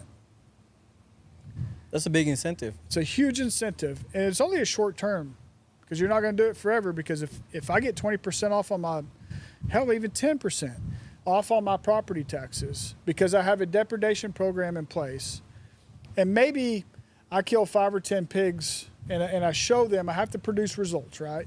Not just have it on a piece of paper, but you got to produce results. Mm-hmm. There are ways to do it, which I've formulated and come up with plans and presented them. And it's like, because it doesn't meet the other needs of other people. So, but there's a way to do it. And if I can incentivize landowners, if you could incentivize landowners to have a depredation program in place to allow. There's an army of thermal hog hunters in Texas. All over the place. And there's a large army. It's a cult. It's incredible. I love the guys. It's a passion and tactics and things that have been implemented and what's developed because of this desire and passion to go out and do this thermal hog hunting. There are so many people in the state of Texas that could help farmers and ranchers for free. I mean, these guys wouldn't charge you a penny. They just want to go kill pigs. They want to stack bodies. Right. If the landowner could get a benefit from reduction in taxes or something to have an incentive to allow these people to come on, hey, there's insurance out there. Make everybody have their own insurance program or insurance. Yeah, if you're worried about them shooting a cow or you're worried about them shooting your barn or whatever, I hear all these excuses. Make each shooter have their own insurance policy and name you additional insured. Yep. There's ways to make it happen. There's ways to get it done. Absolutely. And if that were to happen, I would bet you within 2, maybe 3 years, we could have a significant decrease in the population of the state of Texas. Easy. Definitely. Maybe even sooner. So a lot of people hunt. People you don't realize they hunt. They do hunt. Yeah. A lot of people, and they wanna go hunt. Yeah. But people don't want to drive 2-3 hours. Sometimes it's just like Well, and the hog thing, it's created its own industry. It really has. it promotes the thermals. I mean, thermal prices. We were talking. I was Oh, talking yeah. to Jeremy. Weight came down. People, that's the other thing I love about this job. I've met people from all over the world. I've met royalty. I've had celebrities. I've had people all over the world come to do this, and I could be wrong, but hunting the hunting industry in Texas is like $7.2 billion a year. Mm-hmm. And I want to say hog hunting was at 2.3 million, and now it's something like over 85 million. So I'd have to go back.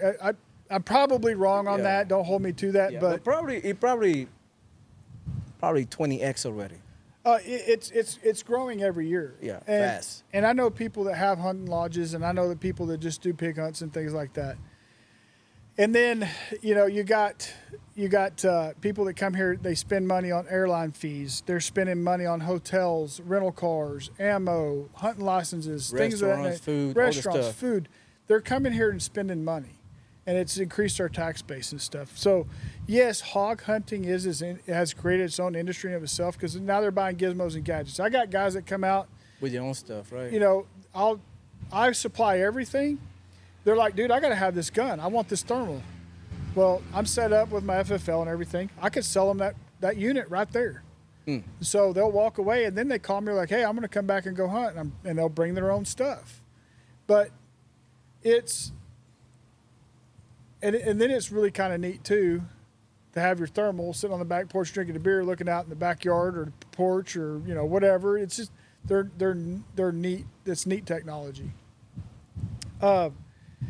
Weapons, ammo, all the different calibers. Everybody's got a different opinion on everything. Give me your opinion. Which one is the best? So, which one do you use the most for your hunting personally?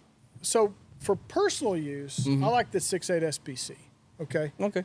So, but for me, on a business perspective, you got to think. I go through on the helicopter hunts. I'm pushing probably close to 1 million rounds a year. Is what I'm shooting, and then. Or somewhere in there. And then on the thermal hunts, we probably go through a couple 100,000 rounds. So I got to deal with volume. I got to deal with ammo supplies. So which calibers are more readily available. So on my thermal hog hunts, we just switched to a 7.62 by 39. On the helicopter, we shoot just 223 5.56. Yeah, 55 grain cheap ammo. Because in the helicopter, they're not going anywhere. You can put 10 rounds in them if you need to. Oh yeah. But on the ground, everybody's got different. I don't like the 300 blackout. I don't personally, like it. I don't like it either. I use 7.62 by 39. That's what I use. And 6.5 Creamer. 6.5 Creamer is fine. The 243s. The bigger calibers. Those are always great. But I mean, I've seen pigs soak up 300 Win Mags. Yeah. Shot placement's the most essential thing. Yeah, it is. So I mean, I kill pigs with pellet guns. Yeah. Yeah. Yes. I mean, you could. It's shot placement. Is the key. For me, it's about volume. I take guys out that's never even shot a gun before, so we take them out, we teach them how to do everything, and then they shoot, and they may hit one pig out of 10. But they had a hell of a time doing it. But we're creating a hostile environment, and people are like, "Well, you're not really doing anything." No, we're creating a hostile environment. The pig just like, "I'm not coming back here," so we're accomplishing the things that I want to accomplish. Because it's all about keeping pigs off my crops, out of my cows, out of my water sources. So, and we do that for everybody that I manage, as well as my own land. So it works for us. It works for us. So now that we talk about a little bit of everything. Talk to me about your business model. I mean, you don't have to give me all the secret sauce, but how for the audience understand. How much work do you put into it so make it profitable and keep it running? It's a lot. There's a big team behind it. When I started out, I was doing everything by myself. I cooked, I cleaned, I guided, I cleaned the animals, I did all the maintenance work. A lot of people just see the videos and like, oh man, that seems like fun to do, and it is. You're seeing the highlight reels. At the end of the day, it's still hunting. But the amount of prep that goes in, going and getting groceries, making sure the lodge is clean, everything's put together right. The equipment's all maintained and well up to date, ready to rock and roll before and after. The people involved to make sure that all the little details are put into place and that your experience is the best that it absolutely can be. There's only 3 things I can't control: the weather, the animals, and the person's ability to shoot. Everything else that's within my control, I want it to be perfect, or as close to perfect as I can get it. So it's really about delivering an exceptional experience as a whole, and have a nice place to sleep. Because I've been on those guided hunts where you're fighting the rats out of the bed. I've been to those environments. I've been to those places where it's been less than desirable, and you walk away. It may have been a great hunt. It may have been a great hunt. You may have slayed them, duck hunting, whatever it is.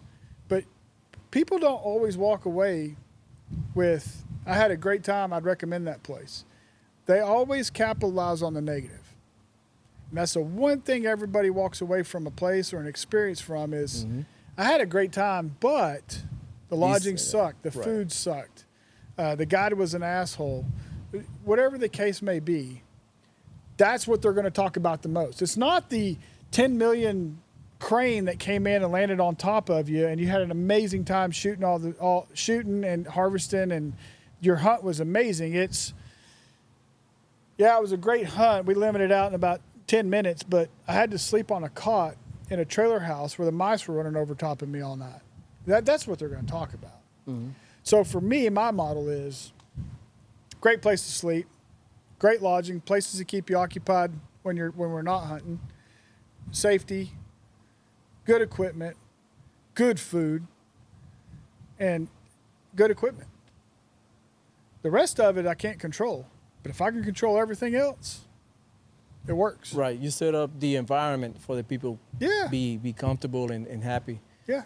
That's amazing. Now, one more question that I have for you on pricing. We're going to talk about pricing roughly. This is June 2024. If you see this 2 years later, it changed. Just, people to understand. Tomorrow. Might change tomorrow. Biden inflation. Yeah. Bidenomics. Bidenomics. Oh, my God. So don't get me talk to that. 'Cause we might go on a tangent and we might deviate from the subject. But give me pricing roughly on heli hunts, and I know you got duck hunts. And you do turkey too, or you do everything in between? I quit doing turkey hunts. Oh, you quit? Yeah, So again, the amount of time it goes in for a turkey hunt, for what I need to get out of it to pay people and to make it profitable, people don't want to pay for a turkey hunt. Okay. So Fair I just quit doing turkey hunts. I still take friends and family and stuff like that, and we'll go turkey hunting, but I don't commercially do turkey hunting. I do, and this is what's unique about what I do. I do a little bit of everything. Okay, I got whitetails, exotics, helicopter hog hunting, machine gun shooting, upland game bird hunting, bow fishing, and just about anything else that we can do in Texas, we do it. Like I said, you dream it up, we make it happen. So for pricing, it's a combination thereof. So if you come down typical 3-day, 2-night package, you can do a helicopter hunt, a whitetail, and exotic. Depending on your trophy size that you want, pricing varies big time. So you figure about $5,000 a person, you can get a 3-day, 2-night, 2 hours of helicopter time and a thermal hunt, something like that. That's not bad. It's not when you think about everything that I'm providing. Right. First class 5-star accommodations. An executive chef makes all your meals. The food is amazing. I've seen the videos. Yeah. The food's amazing. Everything is supplied. All you got to do is show up in your boots and underwear. Boots are optional. We supply everything. Nice. Yeah. So and I treat everybody the same. I don't care if you are royalty or exec or celebrity. or if you're average Joe that's coming out for the hunt. I treat everybody exactly the same. You're the most important person to me when you step foot on there, and I'm going to treat you that way. And we're going to have a relationship. We're going to be friends. You're not just somebody's paying a bill and I'm like, all right, hit the road, get out of here, next in. I got people that I have relationships with from the day I started to people that were just here yesterday. We text, we call, I keep up with their kids.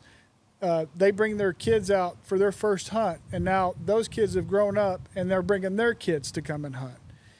It's relationship. We invest in relationships. That's the key to everything. We invest in you. We want to maintain that relationship. Want you to keep coming back. And sometimes I'll call you up and be like, hey, dude, what are you doing? You got anything going next week? No? Come on out. I'm going to take you hog hunting. It's just, I give as much as I get. And sometimes when I got an overabundance of a problem, I may just charge cost just so that I can get out there and kill the pigs. Yeah. And if you're my friend, you're going to be the first one I call. Hey, dude, you got $900 on you? Yeah. Cover my costs and fuel. Come shoot pigs. I'm there. They're coming. So that does happen. So, man, it's just, I treat people the way I want to be treated.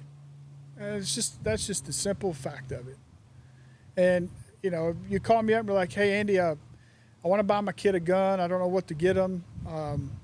We do a lot of pig hunting and we do a lot of duck hunting. I'll work you through that. I'll help you get what you want. Make that dream a reality.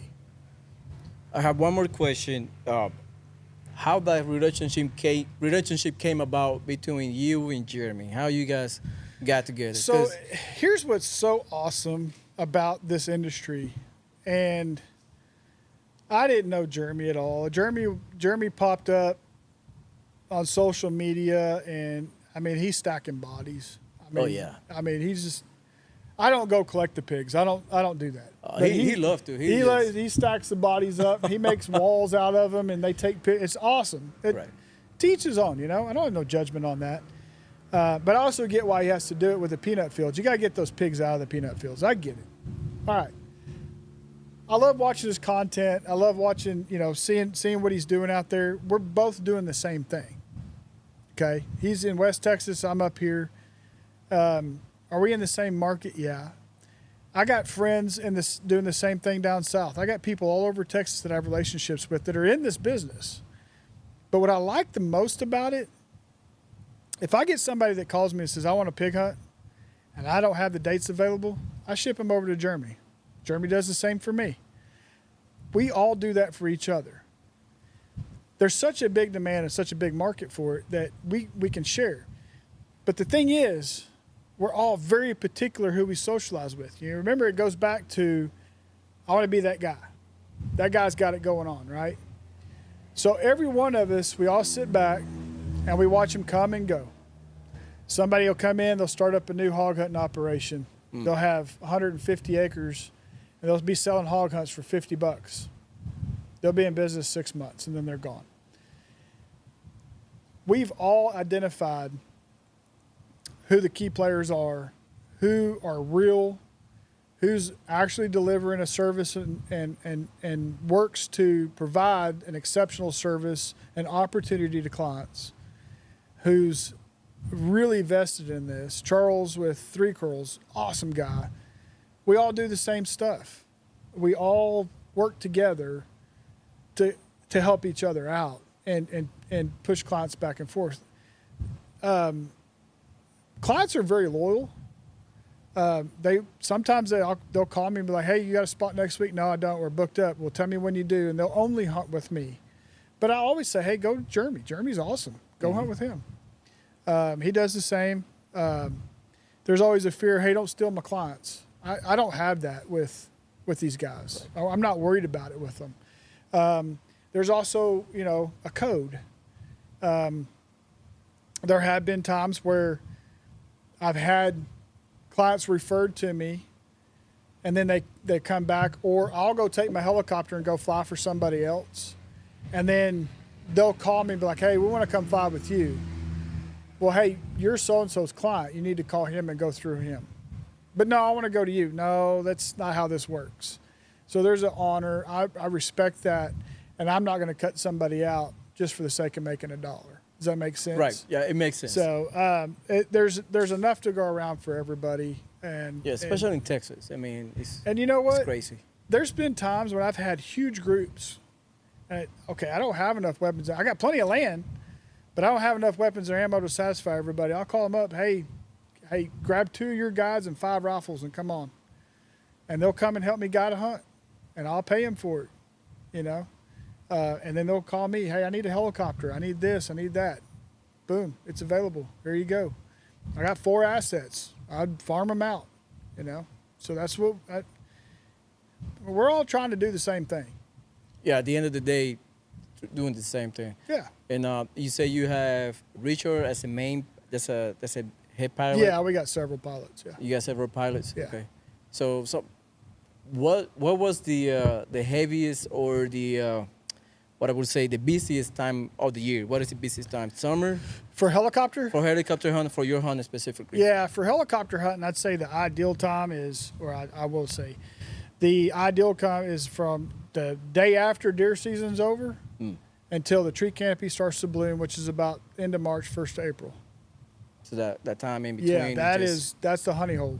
That's I mean, we're hammering them. We're flying almost every day. So one more question about weapons. You say you shoot 5.56. What kind of thermals or red dot sights do you use on your rifles? So we use a sight mark brand. Everybody gives me a hard time on this. So I use the sight mark brand red dot. That's all I use. Okay. Here's 2 factors that people don't consider. For whatever reason, sometimes they fly off.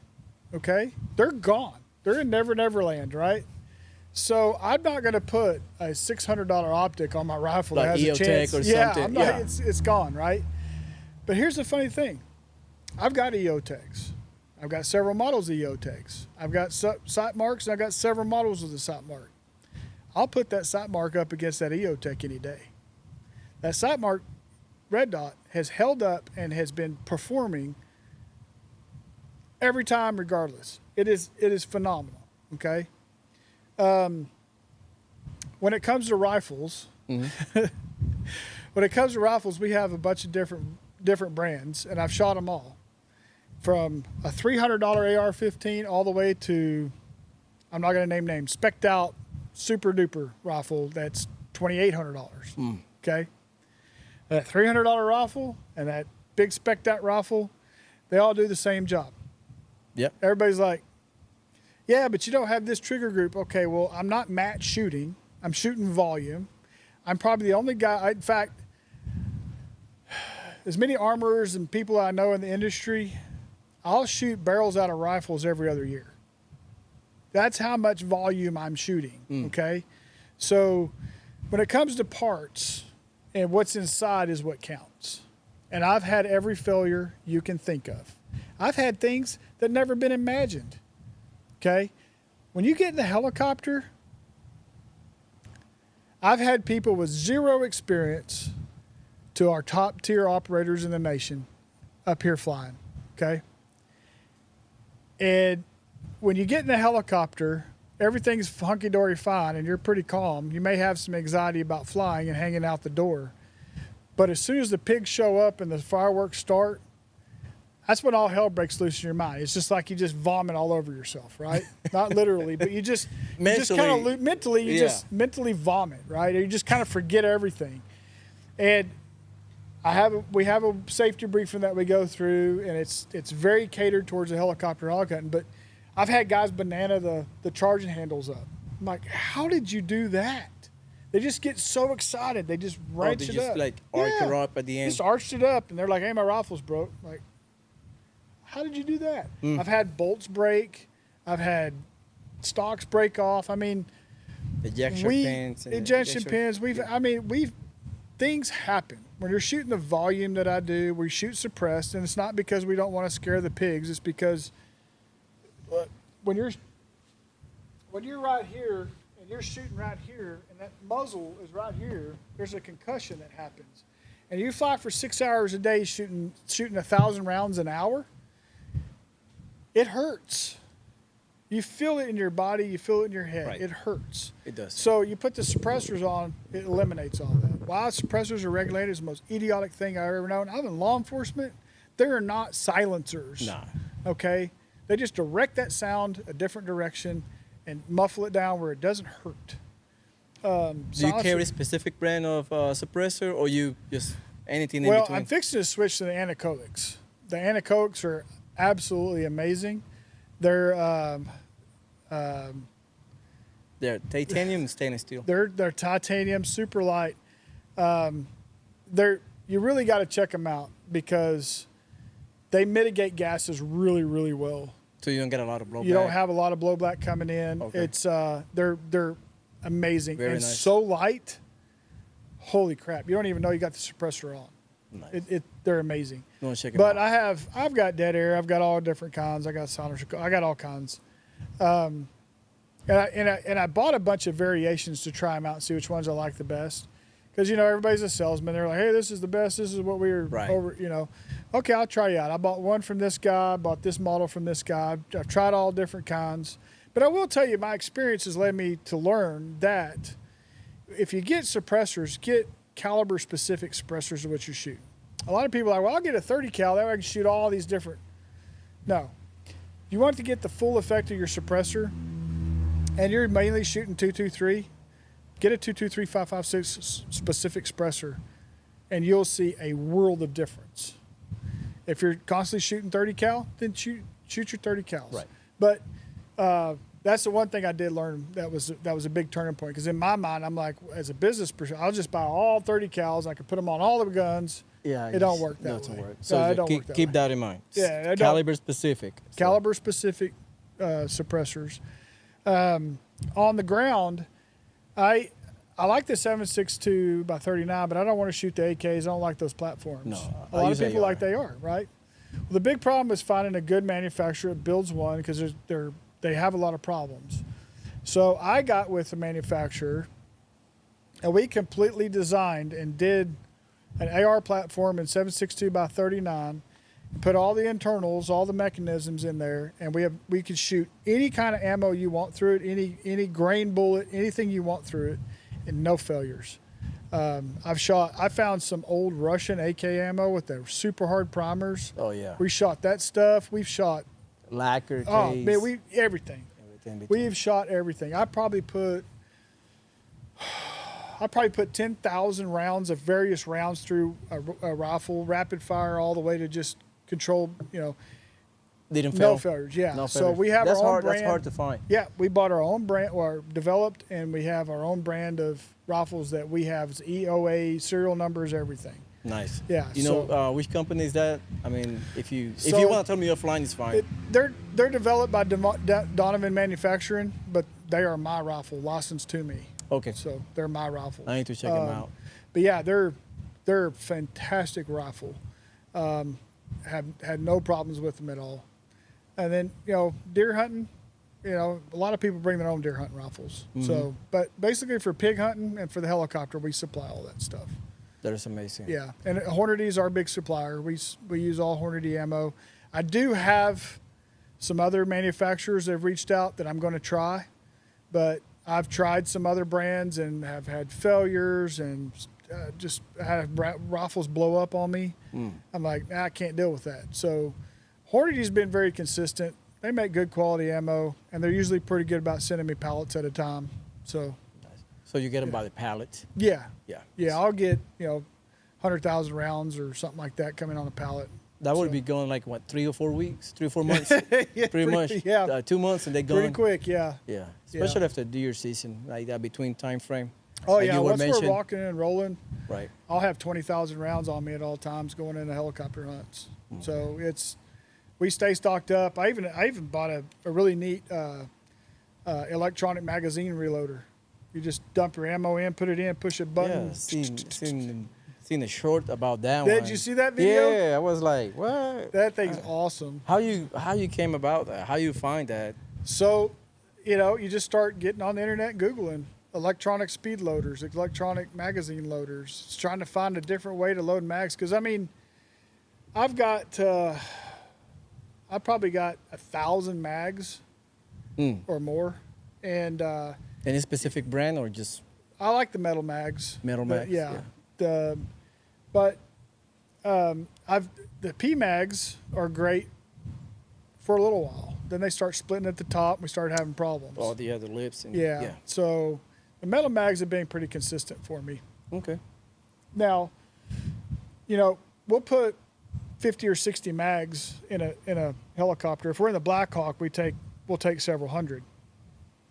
But when you land and you got to reload, and you got everybody standing around loading mags, you got to find a better, more efficient way for your time to get mags loaded back up to get back up in the air, especially when you got a couple hundred in circulation at that time. Oh yeah. So I mean, you can only have so many mags. You can only load so many mags on standby. So for this we'll have 50 mags ready to rock and roll. 50 come out, 50 go back in, but then you got to load 50. So you have an hour. We go up for an hour at a time. So you have an hour to load 50. Well, if one guy's sitting there loading 50 mags by his himself, fingers would be, his thumb would be. He does gone. that 6 hours a day. That's a lot. Now the machine. Now the machine helps with that. You just sit there and just feed it. Talking about machines, how you came to acquire the M134? How? Just get your licenses and go buy it. All it takes is time and money. How much money do you spend on it? Because that's my curiosity. How much do you spend on it? So everyone's different depending on Right, long, short barrel. There's a bunch of variations, but anywhere from 60 to 150,000 a piece. 150. Yeah. So. It is worth it. I mean, you have to have Is the it worth battery it pack, and you have to carry. Yeah, the you got to buy pack. all the stuff with you, but Okay. is it worth it? Is it worth it to you? Is what for me? It's about the experience. Okay, I'm not buying it to go do anything other than entertain you. Anything that the client. Yeah. So, we got it turned down. It shoots 2,500 rounds a minute, but you flip that switch and you hit the button and it spins up and you cut down some trees with it. You just laughed your ass off. You had a great time. Right. Tickled your taint. You're ready to rock and roll.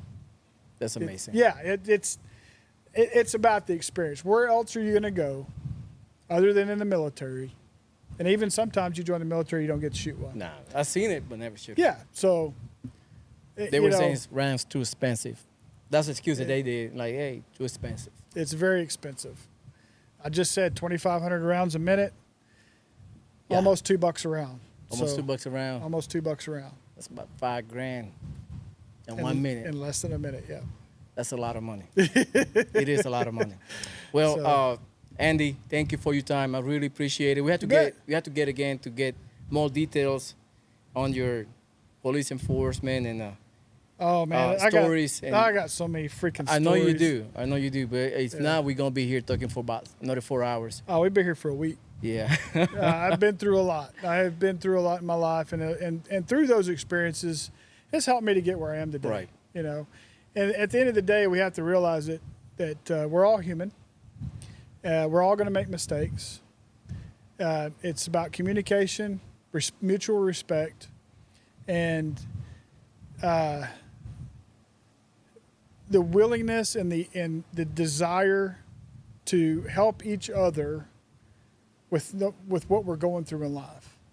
If it's just sitting down and taking a minute to have a conversation and work through listen to what they have to say, you never know that impact you're going to have on somebody.